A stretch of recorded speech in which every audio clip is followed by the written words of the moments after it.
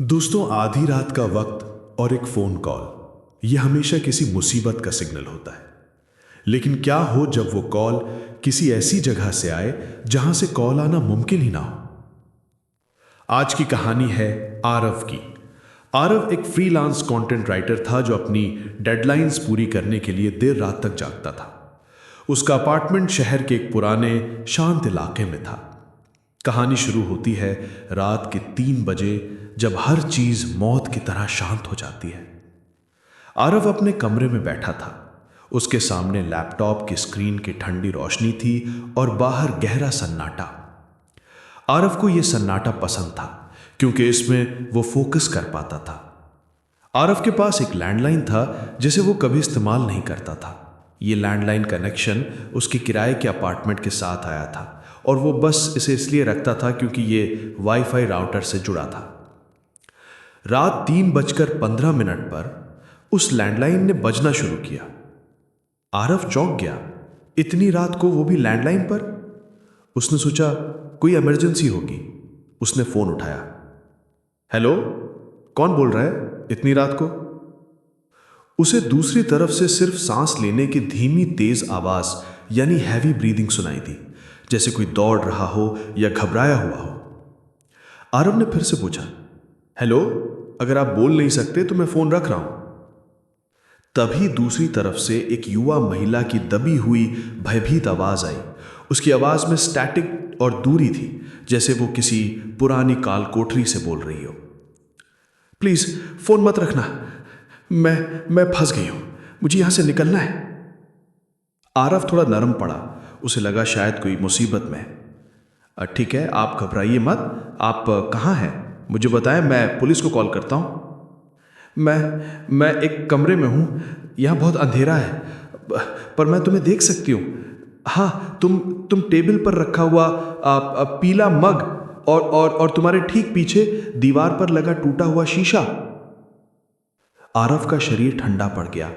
उसने तुरंत पीछे मुड़कर देखा। सच में उसके टेबल पर पीला मग रखा था और दीवार पर एक पुरानी टूटी हुई गोल शीशे की फ्रेम लटकी हुई थी जिसे वो कभी हटा नहीं पाया था। तुम कौन हो और तुम कहां से बात कर रही हो? ये मेरा प्राइवेट अपार्टमेंट है। मैं तुम्हें नहीं जानती, पर मैं तुम्हें देख रही हूं।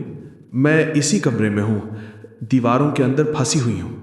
तुम्हें जल्दी से बाहर निकलना होगा, इससे पहले कि वो यहां आ जाए। आरव अब डरे मारे कांप रहा था। उसने तुरंत अपनी कंप्यूटर प्रोग्रामिंग स्किल्स का इस्तेमाल किया। वो एक कॉल ट्रेसिंग ऐप इस्तेमाल करने लगा ताकि वो कम से कम कॉलर आईडी तो पता कर सके। डेटा स्क्रीन पर आ गया। कॉलर आईडी दिखा रहा था अननोन, पर लोकेशन दिखा रहा था लैंडलाइन एक्सचेंज 1998। ये नाम उसे समझ नहीं आया। उसने फोन को कान से सटाए रखा, जबकि महिला की आवाज में अब चीख थी। वो दरवाजे पर है, वो आ गया है, उसने मुझे मार डाला। मेरा शरीर जमीन के नीचे, तुम्हें मुझे ढूंढना होगा, मेरी आखिरी निशानी। आरव ने महिला की आवाज को शांत करने की कोशिश की, पर उसने अब रोना शुरू कर दिया था। सुनो, 1998 का क्या मतलब है? तुम कौन हो और वो कौन है? क्या हुआ था? मेरा नाम नंदिनी, यहाँ की पहली किराएदार। मैंने किसी को बता दिया था और उसने मुझे दरवाजे के पीछे दफना दिया। तुम्हें लैंडलाइन के पास की जमीन खोदनी होगी। आरव ने फोन पकड़ा और कांपते हुए अपने कमरे की हिस्ट्री जानने की कोशिश की। उसने जल्दी से प्रॉपर्टी डॉक्यूमेंट्स और ओल्ड न्यूज़पेपर आर्काइव्स खंगाले। उसे एक पुरानी खबर मिली। 25 साल पहले इसी अपार्टमेंट बिल्डिंग में एक युवा लड़की गायब हो गई थी जिसका नाम नंदिनी था। पुलिस ने उसे मिसिंग घोषित कर दिया था, पर उसका शरीर कभी मिला नहीं था। आरव के होश उड़ गए। वो जिस महिला से बात कर रहा था वो मृत थी। उसने वापस फोन पर ध्यान दिया। नंदिनी की सांसें अब बहुत तेज थी, जैसे वो किसी चीज से भाग रही हो। नंदिनी, तुम शांत हो जाओ, पुलिस आ रही है। मैं फोन नहीं रखूंगा। नहीं, वो फोन का तार काट रहा है, अंधेरा हो गया है। तुम मेरे कॉल का जवाब क्यों दे रहे हो? तुम्हें नहीं देना चाहिए था। अब तुम भी फंस गए हो। ये सुनते ही आरव के रोंगटे खड़े हो गए। नंदिनी की बात का मतलब था कि ये उसकी मौत का पल था और आरव ने 25 साल बाद उस कॉल का जवाब देकर खुद को उस टाइमलाइन में खींच लिया था। आरव अब डेस्परेट हो चुका था। वो फोन को जोर से दबाए रखा। मैं कहाँ जाऊं? मुझे क्या करना है? तुम्हारी डेस्क के नीचे वो ताबीज, उसने मुझसे मेरा ताबीज छीन लिया था। तुम्हें तुम्हें उसे जलाना होगा। आरव ने तुरंत अपनी डेस्क के नीचे देखा। वहां जमीन पर एक सूखा हुआ फूल और एक काला धागा पड़ा था जिसे उसने कभी नोटिस नहीं किया था। जैसे ही आरव ने उस धागे को हाथ लगाया, कॉल कट गया। आरव का शरीर पसीने से भीग चुका था। वो बस फोन को पकड़े रहा। आरव ने तुरंत फोन को नीचे रखा और उस काले धागे और सूखे फूल को उठाया। वो जानता था कि ये उस हत्यारे की निशानी थी। उसने जल्दी से धागे को अपनी लाइटर से जलाया। जैसे ही धागा जला, उसके कमरे की दीवारें जहां टूटा हुआ शीशा लगा था, वहां से एक धीमी घिसी हुई आवाज आई। नहीं, अब तुम यहां नहीं रह सकते। आरव को एहसास हुआ कि वो हत्यारा अभी भी यहां है।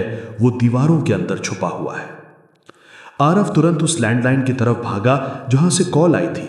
उसने रिसीवर को उठाया। कोई डायल टोन नहीं थी। ये फोन पूरी तरह से डेड था। उसने फोन को पलट कर देखा। फोन के नीचे टेप से चिपका एक पुराना मटमैला कागज लगा था।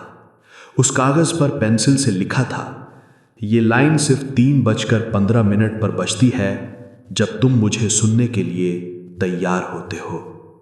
और उसके ठीक नीचे नंदिनी की हैंडराइटिंग में एक नाम लिखा था, मेरा नंबर तुम्हारा नंबर है। आरव को समझ आ गया, नंदिनी की आत्मा इस कमरे के लैंडलाइन फोन लाइन से जुड़ी थी और उसका लैंडलाइन नंबर ही उसकी मौत का नंबर था। और अब आरव ने उस कॉल का जवाब देकर नंदिनी की अधूरी कहानी को अपने साथ हमेशा के लिए जोड़ लिया था। आरव ने वो अपार्टमेंट उसी रात छोड़ दिया, पर उसका पुराना लैंडलाइन नंबर अब भी उसके दिमाग में बजता रहता है। वो जानता है कि एक रात 3:15 पर उसका पर्सनल सेलफोन जरूर बजेगा और वो जानता है कि वो फोन उठाएगा नहीं, क्योंकि वो डरता है कि अगर उसने उठाया तो उसे फोन पर सिर्फ नंदिनी की सांसें ही नहीं, बल्कि उस हत्यारे की धीमी हंसी भी सुनाई देगी, जो अब उसकी नई कॉल हिस्ट्री बन चुका है। हेलो दोस्तों, ये स्टोरी मैंने बनाई है। अगर आपको अच्छी लगे तो आप लाइक और सब्सक्राइब कमेंट ज़रूर करना। और नेक्स्ट स्टोरी कैसी चाहिए आपको वो मेरे को बताना। हम आपके लिए ज़रूर लेके आएंगे। धन्यवाद।